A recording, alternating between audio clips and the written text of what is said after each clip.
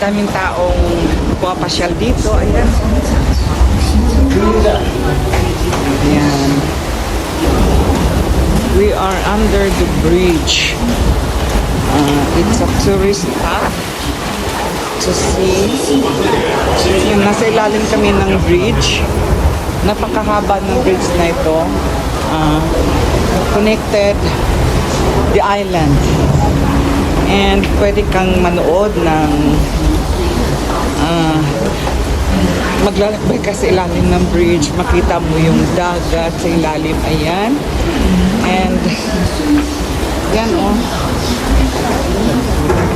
Tapos makita mo dito sa gilid. Ito namang island. Ayan.